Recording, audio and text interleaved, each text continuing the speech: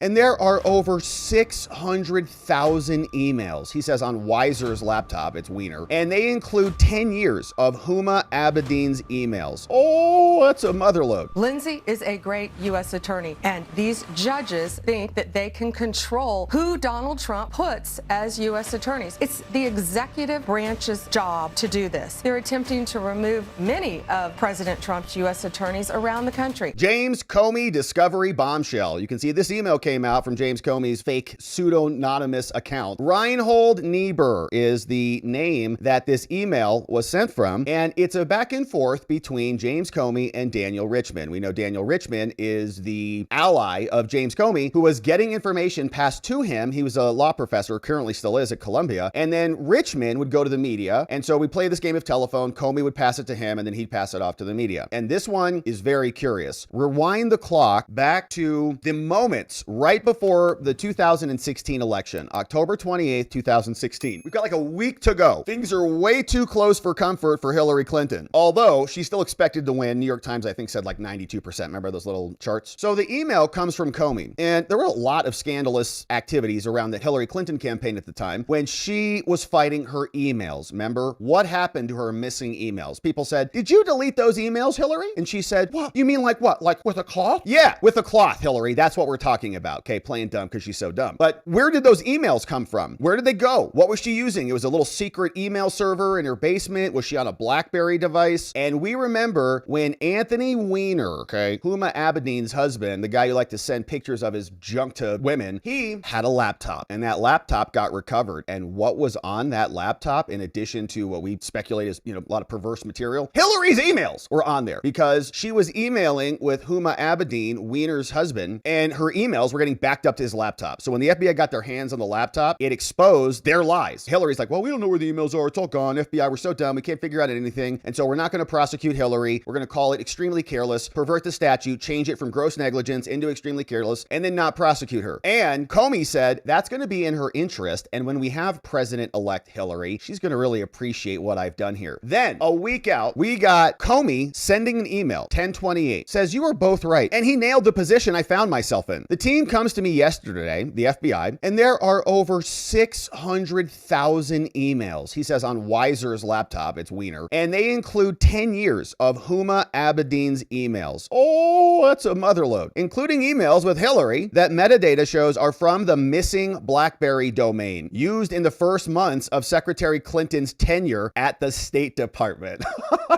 So she's sending emails from her BlackBerry, a BlackBerry domain, not official government emails, not being logged anywhere. She's at the State Department emailing Huma about it. Do you think there were classified materials in those emails or classified information that shouldn't have been sent? Probably. She was at the State Department, okay? Basically everything's classified. Appears Huma didn't know. All her stuff was backing up to his computer. Comey says, "What am I going to do? I got to authorize the work and correct the record with Congress, right? I can't just like bury that laptop. Imagine what I would have done to my institution." And we talk about this all the time, okay? These people become institutionalists. They come in there, they go, "Oh gosh, like I'm like a savior of this institution. I'm like a god. I have to save it. It's my baby." That's all they care about. They don't care about justice. They care about their institution. What would I have done if I didn't do both of those things? Not a hard call, although I hate having to do it. And then of course the implications of this, guys who've been on this and studied this for a long time, like Hans Monkey, who wrote the book called Swift Boating America, a great book, been digging into this from the very beginning. He said, there it is, confirmation. We got 600,000 Hillary emails on Weiner's laptop. There were 10 years of Huma's correspondence with Hillary, including from the missing BlackBerry domain that Hillary used during her first months as the Secretary of State. But somehow we were expected to believe that none of it was sensitive, none of it was classified, that none of it was even remotely improper at all, and that storing it on a child sex predator's laptop was somehow perfectly acceptable. And of course, we never got to see any of it ourselves. We were simply told to trust James Comey that everything was fine. Everything is not fine. It was a cover-up, and now it's come out on the record. Defendant James Comey asks the court to order the government to give him a bill of particulars, and saying the indictment sheds no light on the alleged factual basis for the conduct, and it provides no information about what statements or conducts underlie count 2. Now, despite being provided substantial discovery, he wants detailed disclosure of all of our strategies and evidence and all of our legal theories in advance of trial. He wants information that was presented to the grand jury provided to him now. Now, contrary to his request, a bill of particulars is not to be utilized as a discovery device. Given that the indictment that was presented to the grand jury, and we've talked previously about why the grand juries are so secretive, to protect witnesses so that we don't have two trials, so that the executive branch and other entities can't influence what's happening inside the grand jury. It's very protected. Given that the indictment provides Comey with the essential facts, it explains what he's charged with, the court should not require us to disclose the manner in which it will attempt to prove the charges. He doesn't need more information about our methodologies, the precise manner in which we are going to prove our crimes, or give him a preview of our evidence or legal theories that came out during the grand jury process. And here's more. Now, as detailed in the government response to Comey's motion to dismiss, he served as the director of the FBI, 2013 to 2017 when he was fired. Beginning in 15, the FBI conducted an investigation. Okay, they called this the mid-year exam. 2015, elections coming up, Hillary's running. About whether Hillary had committed certain federal crimes while using her private email server, doing official government business. By the spring of 2016, elections coming up soon, Comey and FBI investigators, they determined that evidence to support a criminal prosecution was lacking.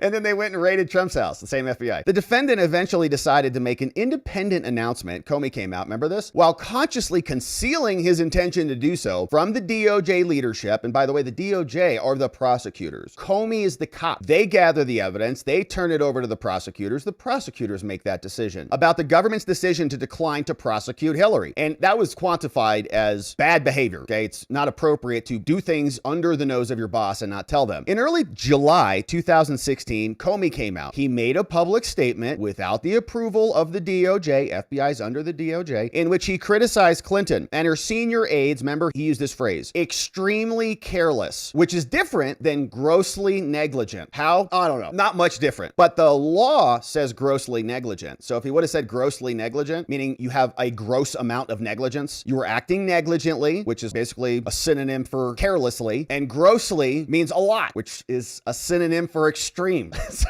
it's the same thing. So he changed it because if he called it grossly negligent, he'd have to charge her. Ooh, because that's the statutory threshold. So he didn't. He changed extremely careless. Okay. James, you're pathetic. We can see what you did here, in which he stated that the FBI was recommending that we don't prosecute Hillary. Great job. Super smart and clever. In September, during an unrelated investigation, guess what happened? Oh, they discovered that pervert's email. Thousands of emails relevant to their mid-year exam. So they come out. He gives a statement. He says, Hillary, we've done our investigation. We figured it all out, but no prosecutor would ever even think about prosecuting Hillary. Then we fast forward a few years, and then suddenly we have 4 prosecutors who are prosecuting President Trump for much less than anything that Hillary did. And they wrote a whole report about this. Now, as a result, in late October 2016, James Comey, he sent a letter to the chairman and the ranking members after the discovery of the Wiener laptop of numerous congressional committees about the newly discovered information. In that letter, Comey said, the FBI is going to take appropriate investigative steps designed to allow investigators to review these emails to determine whether they contained any classified information at all. Election is right around the corner, okay? Late October. We got like a week away. Comey sends some letters. Almost immediately after sending the letter, the defendant then starts talking with his media liaison, his leaker, in our opinion. Daniel Richman, a Columbia law professor who also served as a special government employee to respond to the media coverage. Now, on the same day that Comey sent the letter to Congress, he was already coordinating with Richman. He's saying, Richman, I'm going to send this letter to Congress. You go out there and you do these things. Richman emailed defendants. He says, Witz and I are spending a lot of time saying your letter means exactly and only what it says. People are asking, should she be prosecuted? We have an election in like 7 days. Comey, I mean, what do you think? You're the FBI. Did she commit a crime? Where are we at? You just came out months ago and said she was fine, extremely careless. Nobody would prosecute her. Then boom, a new bombshell. Wiener's laptop comes in. He says, I wrote a letter. I said we're going to look into it and I'll tell you more later. Well, tell us now because we have an election coming up. Is she a crook or not? He used Gmails and responded with that message that we saw with sensitive, non-public investigative details. And that was my original question as we just read that. What in here was classified? Is he allowed to just openly talk about an investigation into Hillary Clinton with some law professor from Columbia, who I don't believe is a government employee anymore? Those expire, right? He came on temporarily. He may not have been, but does he still have access to these things? You were both right. He nailed the position. The team comes to me, 600,000 emails, quote, from Comey, on Wiener's laptop, 10 years, including Hillary's and the metadata. You know, I don't want to do this. I can't. I love Hillary. I want her to win, but I have to protect my institution. And so I have to at least notify Congress. And he could have done a lot more than that. If this was President Trump or something, they would have come out swinging. Look what we discovered. Oh my gosh. We've done a quick analysis in 48 hours and we found, at least after analyzing 5% of the 600,000 emails, we've identified all these classified materials. Something like that, right? You have to know this, but it's Hillary. So so he just sends a little letter. We're looking into this. We'll let you know after the election. Congress people are like, what the hell? You just came out and said the opposite. Following this email exchange and 2 days after Comey sent the letter to Congress, Richmond emailed Comey, said, well, I had been asked by the New York Times op-ed page to write something on the letter. Okay, the New York Times goes back to this Columbia guy, like, you're a legal person who's part of the deep state. Why don't you write a letter for Comey? Richmond said, well, I'm not inclined to do so, but if you thought it would help things and how to explain that Comey owed Kong absolute candor and the credibility with Congress would be particularly important in the coming years of threatened congressional investigations. Comey responded to him and said, no need. You don't need to respond. Doing so would be shouting into the wind. Okay, they'll figure that out. And his decision would be one of President-elect Clinton would be very grateful for, although that wasn't why he did it. I'll set this all up for Hillary. We'll get it out of the way right now before the election. The people will elect her. She'll be happy it's out and there won't be any congressional investigations, and she'll see that I'm right, and I'll continue to work for her. Nevertheless, mere days later, and apparently displeased with certain media coverage about Comey's letter, Comey then tacitly instructed Richmond to further explain his reasoning by sending a letter. He wrote, all right, Daniel Richmond, law professor, when I read the Times coverage involving Reporter One, I'm left with the sense that they don't understand the significance of my having spoke about the case in July. Okay, they don't get it, like how good I am. It changes the entire analysis. Perhaps you can make him smarter, James Comey, because he's so dumb, and James Comey's so much smarter than everybody else. So Daniel, can you explain this to this troglodyte who has no idea what he's doing? He explains, let's imagine the Times had a policy against writing new articles close to elections if the articles might influence the election. Consistent with that policy, they would avoid writing this week if sources told them the FBI was looking at Huma Abedin's emails. But let's imagine that they wrote a very high-profile piece in July that sources led them to now conclude was materially inaccurate. Would they correct it, or would they stay silent because they have a policy to avoid action near elections? Now, I suspect they would quickly conclude, writes Comey in his long, drawn-out, ridiculous, that either course is inaction, and that the choices are either reporting or concealing. But there is no longer a neutral option because of the reporting in July. I also suspect they would resolve very quickly to choose the action of disclosing, because to remain silent is to actively mislead, which has a wide range of very bad consequences. Why is this so hard for them to grasp? Complains Comey. All the stuff about how we were allegedly careful not to take actions on cases involving other allegations about which we have never spoken is irrelevant. I love our practice of being inactive near elections, but inactivity is not an option here. The choices were to act to reveal or act to conceal. And that's right. Richmond responded the next day. He says, James, this is exactly what I did. I made this and I thought they understood, and that he had been quite wrong. Apparently they don't understand. He also said that he had gone further and said mindless allegiance to the policy and recognition that more evidence would come in would have counseled silence in July to let Hillary twist in the wind. Richmond subsequently emailed Comey to state that he had just got to the point, the home to the reporter at the New York Times, and it was probably rougher than him than you would have been, Comey. Same day, apparently following Richmond's comms to the New York Times, Comey emailed Richmond a link to the New York Times piece and says, oh yeah, pretty good. October 2016, they write a puff piece, they protect Comey. He says, yeah, there you go. That's nice. I would paint the cons more darkly, but not bad. And then Richmond says, see, I can teach. So I was nudging the media on behalf of James Comey. Comey says, well done, my friend. Who knew this would, oh, so much fun. Now, despite this conversation and the November instruction to Richmond 2016 and his subsequent expression of approval about the provision of this information to the public, he testified in May 2017 as follows. Grassley came out, said, hey, Comey, Director Comey, have you ever been an anonymous source in news reports about matters relating to the Trump investigation, Crossfire Hurricane, or the Clinton investigation? Never, says Comey. That's interesting because we've got these emails saying, well done, my friend. Thanks for passing information off to the media.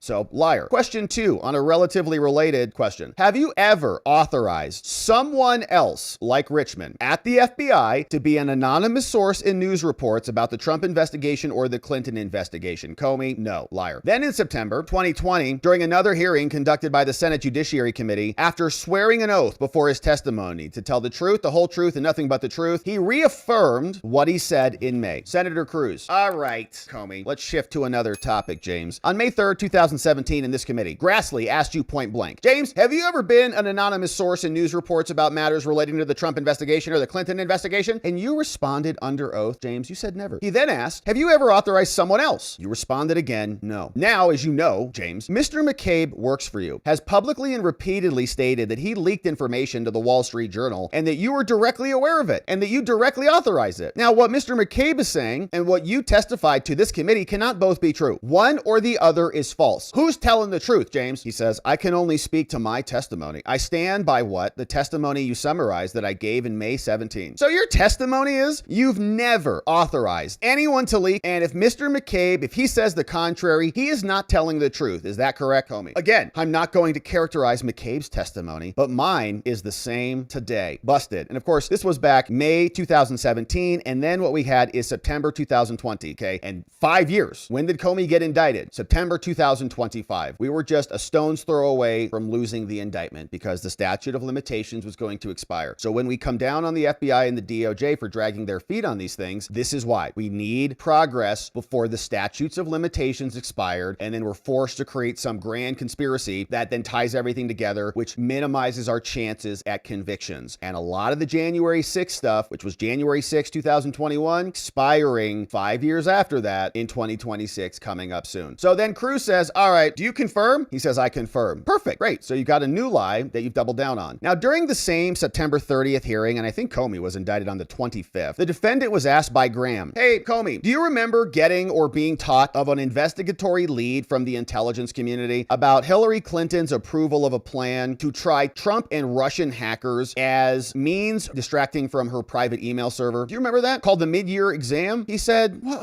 that doesn't ring any bells with me. He also told Hawley, senator, that he did not remember receiving the investigatory referral or anything described therein. The government has nevertheless determined that his handwritten notes that we read before here show he was informed. September 2016, wrote it down. HRC plan to tie Trump. Yeah, he knew exactly what he was doing. So the indictment came out September 25th, 2 counts, lying and obstruction, false statements to Congress, and we've produced a lot of discovery. Now, to date, we've given him a ton of stuff: electronic data, investigative summaries, emails, previous hearing transcripts, witness interviews. This is more fulsome than is even required at this stage, and a lot of this has been very classified. Now, the rules say that an indictment needs to be very simple: a plain, concise, definite written statement of the essential facts constituting the charge. You don't get to see everything that goes on in there, but nevertheless, it's not possible. We can't enumerate all of the theories, and a bill of particulars is appropriate when an indictment fails to provide adequate information so that the defendant knows what is going on and to avoid unfair surprise. Only required when the charges are so general that the defendant has no idea what he did, and it's not a discovery device. And so we're not required to explain everything that we did, our legal strategy, or to go into all of the details, or to lay out our entire case, or to state our legal conclusions. We don't have to give him a preview of our trial strategy. And as you know, Judge, courts are reluctant to direct this to happen, and our indictment is perfectly sufficient. In fact, what he's asking for now are 12 separate particularized demands. But that type of disclosure is not appropriate for a bill of particulars. It should be denied. He can get all this stuff through regular discovery. He wants a bunch of materials. He says, I don't know. What's the factual basis for your claim that Comey knowingly authorized Richmond to be an anonymous source? When and how Comey provided authorization? They want all the details. They're demanding access to all of that information. They say, well, you'll learn all that at trial. Yeah, we'll present our claim at trial. You don't get all of our strategy right now. And they're complaining about Can't 2. And even if the court were to determine that we should give this to them, we should not be given all of the things they're demanding. They're basically trying to get discovery through another process, and you shouldn't do that. So coming out from Lindsay Halligan's prosecution team saying, deny that motion. Okay, it's pretty clear what he did. We know how he lied. If you have any questions about it, we also fleshed it out for him right here in this motion, and we attached an email from him that he can read that explains exactly what's going on if he has any questions about it. So another one came in from the DOJ. In the James Comey case, prosecutors responding to James Comey's attempt to dismiss the entire indictment. He filed a motion to dismiss, and they say, well, Ted Cruz's questions were ambiguous. We just read through the transcripts of what those were. They were ambiguous, so I didn't know what I was answering. But Cruz's questions were not ambiguous at all. In fact, to the contrary, as even Comey recognizes, his questions are susceptible to 2 interpretations to the contrary, narrow and broad. And those interpretations is the jury's job. Okay, they get to decide. We think it was a lie. You say it wasn't. They make that decision. You don't dismiss the indictment right now. He also says that count 1 should be dismissed because his answers are literally true. But the literal truth defense doesn't apply to an answer that would be true on one construction but false on another. And his attempts to explain away his answers as true under Cruz's questions are also unavailing. Now, his arguments also have the same problems for count 2. Let's talk about it. In May, we know that there was an exchange where Comey said never. And there was an exchange with Cruz where he said, mine is the same as before, never. Then he got charged. Now, a question can be ambiguous when it lacks a meaning about which men of ordinary intellect could agree. In other words, when its meanings could not be discerned by a jury. When a question is that ambiguous, there is no response response to the question that can support a false statement conviction. That's because faced with this ambiguity, it's impossible for the jury to know what you even mean. On the other hand, a question is merely arguably ambiguous when it is susceptible to multiple interpretations. When that happens, that's what juries are for. They get to decide what it actually means and what you did. Now, drawing the line between fundamentally ambiguous and arguably ambiguous can be elusive. What does it mean? But Cruz's questions to Comey were nowhere near fundamentally ambiguous. In fact, Comey hardly argues otherwise. He even concedes. Senator Cruz asked the defendant Comey to affirm or deny prior testimony. That's it. In response, he affirmed that he had never authorized any of this stuff. Now, Comey says that Cruz's questions are narrow and broad. Under the narrow interpretation, Cruz asked Comey only whether he authorized McCabe to be an anonymous source. Under the broad interpretation, Cruz asked Comey whether he authorized anyone at the FBI to be an anonymous source. But the broad interpretation is the better one. It comports with Cruz's facially broad questions. It recognizes that these are preliminary statements about McCabe. They were merely confronting him with info that undermined his prior testimony. And it's also clear that Comey's answers address the broad question. He expressly set aside any aspect of Cruz's questions dealing with McCabe, saying, I could only speak to my testimony. Reasserted his broad 2017 testimony, saying it's the same as today. So the ambiguities raised by Comey do little to obscure what Cruz was asking. And who's telling the truth is not a compound question. It's an either or. Is it you or is it McCabe? To give the question even an appearance of being compound, you must split the question up. And that's not how it's reasonably interpreted. Now, the other ambiguities in all of this do no more to obscure the meaning. We know what Cruz was asking. Comey flags Cruz's mistaken use of Clinton administration instead of Clinton investigation. But Cruz had correctly referred to Clinton investigation before. Now, notwithstanding the mistake, he reaffirmed his prior testimony without qualification. But in any event, choosing between these two questions is the jury's role. You should not dismiss this right now. The court's role is asking the question, could men of ordinary intellect could agree on the meaning of the questions? Yeah, what's he asking? We certainly could. Comey hardly disagrees and cites a bunch of other law that is not in this circuit. Now, Comey also says that my responses were literally true. This is a narrow defense. It means the defense doesn't apply in cases where the focus is on the ambiguity of the question. And as discussed, Cruz's questions should be understood to be asking the defendant to affirm or deny his testimony. It's very simple. And Comey doesn't deny that the questions could be given this interpretation. So this defense doesn't apply to him. And if you go through it, he knows he stood by his 17 testimony. He argues this statement was truthful regardless of anything else. And it's hard to imagine testimony that more clearly expresses agreement with prior testimony than his. And so Cruz asked him the appropriate questions, and Tyler Lemon says, deny James Comey's motion to dismiss the indictment because the literal truth defense doesn't apply. That's the second one. And we've got one final third one here. In response to disclose the grand jury materials, Comey and his motion to disclose more materials should be denied. Rules about disclosures of grand jury proceedings are very strict, and the standard is you don't get access to those things. On October 13th, we wanted a filter protocol. He filed a motion to oppose the filter protocol. We had a hearing in front of Judge Fitzpatrick. He stated that he wants to know what other information was seized from the prior warrants, the 2019 warrants and the 2020 warrants that had a lot to do with the leaks that Comey was responsible for, in our opinion. In the briefing before the judge, he said that there were concerns about taint. Well, what if they used privileged information? Then in November, just days ago, the judge ordered a bunch of materials to be produced to you. You asked for additional briefing from us. We're giving that to you now. The rule says grand juries are secret. If he moves for a disclosure, he has to have a heavy burden and show exactly why he needs this stuff. But this has been vague. This has been unsubstantiated. There are no evidence presented of irregularity, and he's now fishing for things. So we shouldn't allow him to breach the sanctity of the grand jury proceedings without a particularized and factually based reason for doing so. The rest of this doesn't meet the standard for disclosure, and all of this is rank speculation. His story is high on rhetoric, but low on fact. Although the grand jury did originally return a no true bill, the foreperson made clear that it was only as to one count in the first indictment, and so in conclusion, there are no substantiated allegations of irregularity. Nothing in the rules allows us to disclose grand jury materials to James Comey and his defense, and the case moves forward, of course, being handed off to the courts after a reply from Comey. They'll make a decision on some of these motions. But we also have a big question about Lindsay Halligan, the prosecutor, and whether or not she will continue to be on the case. And there were some updates on this yesterday from CNN, because there was a hearing about whether or not to disqualify Lindsay Halligan. They're trying to get her off the case. And there was some more reporting here saying attorneys for Comey and Tisch battle Lindsay Halligan in court to determine whether she can be properly appointed. Judge Cameron McGowan Curry pressed Whitaker on whether the government believed that the classified documents in Florida were incorrectly dismissed. So in other words, do you think Jack Smith was not a real boy? And how does that compare and contrast with you, Lindsay Halligan, which is obviously a false equivalence because the assigned prosecutor to James Comey, Lindsay Halligan, is filling the seat of a U.S. attorney, not a special counsel, which is a U.S. attorney is a much more statutorily defined position and has a basis for existence. Jack Smith, who was never a U.S. attorney, got appointed under the Reno regulations, which were these cobbled together rules that enabled the Justice Department to fake a special counsel, which is what they did. So it's not the same thing at all. Jack Smith was not acting or interim or a U.S. attorney appointed in any way, shape, or form. He was cobbled together from the Reno regulations. But this is a big deal. We'll see what the judges do on this. Comey wasn't indicted. They said Pam Bondi reviewed the grand jury transcript and Lindsay Halligan will have to fight this. Lengthy hearing. Answers been all over the place. Abby Lowell was there and we'll see what the judge rules. Should Lindsay Halligan be disqualified or not? So we got Pam Bondi. She was out yesterday. She's saying Lindsay Halligan is doing an amazing job. Here is Pam Bondi. Sue them. We will ultimately win, of course. But yeah, they're attempting to remove many of President Trump's U.S. attorneys around the country. The Comey indictment's going to be just fine. I've also signed on to that, backing up what Lindsay Halligan did because they're coming after her. I read all the transcripts. She's doing a great job. Okay, so she did sign and backdate some documents, and we'll see if those carry weight with the court. But here's more from Pam Bondi on with Fox last night. The issue came up today. There were arguments before the judge. This is in, I believe, the Eastern District of Virginia. Lindsay Halligan, a temporary appointment, but a legitimate appointment. And looks like the judge wants to maybe throw out the charges against Comey, for example, on the issue of, well, she doesn't have the right to a temporary appointment. You took very strong issue with that. We did. We argued that today. Lindsay is a great U.S. attorney. We have great U.S. attorneys around this country. And these judges think that they can control who Donald Trump puts as U.S. attorneys, who the Department of Justice has in place to be a U.S. attorney. It's the executive branch's job to do this. And we're going to fight them. We're going to sue them. We will ultimately win, of course. But yeah, they're attempting to remove many of President Trump's U.S. attorneys around the country. And we'll see what happens. I have some concerns about these judges and these courts based on the reporting that we're looking at. They are looking for any fake because to screw these cases up. And Lindsay Halligan might be a good place for them to start. Of course, the appeals might go up, all the way up to SCOTUS to say what the final decision is on this, because we do have some ambiguity about the appointment process and 120 days. We've been fighting over this for a long time. So Pam Bondi has Lindsay Halligan in there, and we barely got Lindsay Halligan in there, like barely, to get these indictments in the first place. So we'll see where this one goes. We'll keep our eye on it, but Comey caught even more saying, yep, we got all these materials, 600,000 emails, a lot of which we've never even seen or had any exposure to because Comey was covering it up. Now the records are out for all of us to see. Lindsay Halligan fighting for her position against corrupt federal judges. We'll see what they say. We'll keep our eye on it. Thanks for subscribing and joining as we do.